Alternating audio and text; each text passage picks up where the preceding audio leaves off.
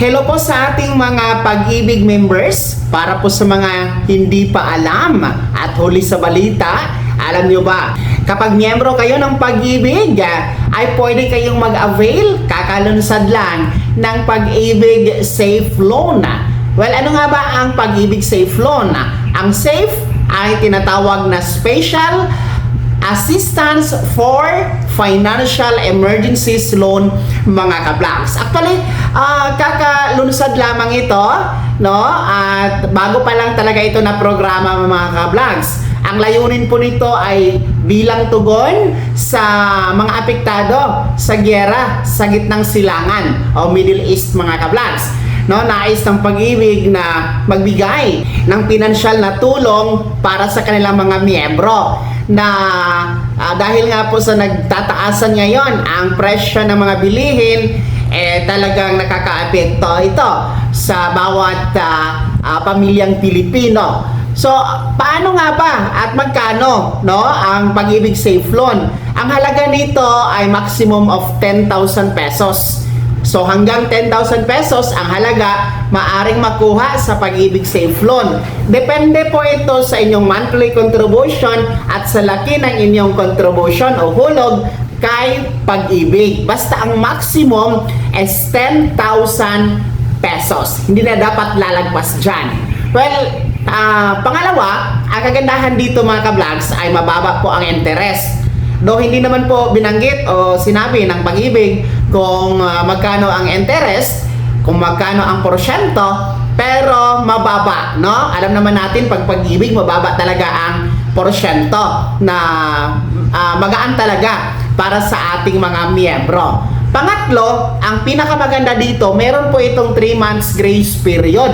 Ibig sabihin, meron tayong 3 buwan na moratorium. Ano ba ang ibig sabihin ng grace period o moratorium?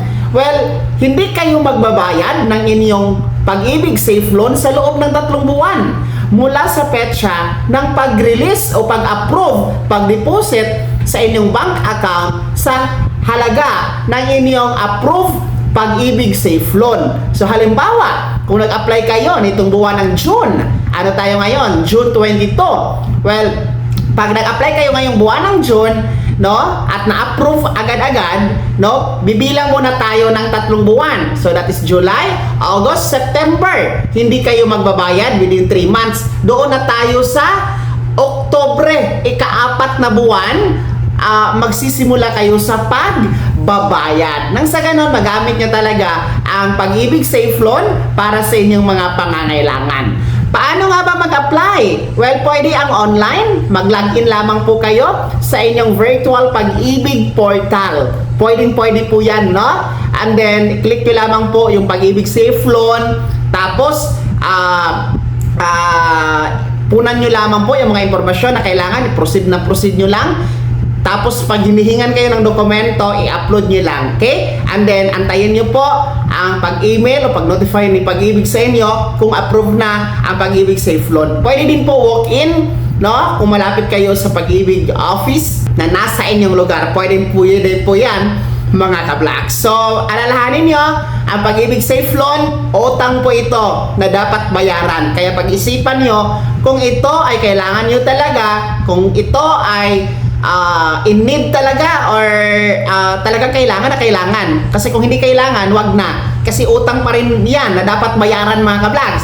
So para lang naman po ito sa mga may gustong paggastusan na wala pong ibang mapagkukunan, andyan ang Pag-ibig Safe Loan hanggang 10,000 pesos. Ang pag-apply po nito ay hanggang September 8, 2026. Kaya pag-isipan nyo muna, no, kung mag-a-avail kayo o hindi. Kasi nga, hanggang September 8, 2026 pa naman ang pag-avail nito, mga ka-vlogs. Kaya, mga Pag-ibig members, mga ka-vlogs, ano po yung komento at reaction sa episode na ito sa topic natin about Pag-ibig Safe Loan?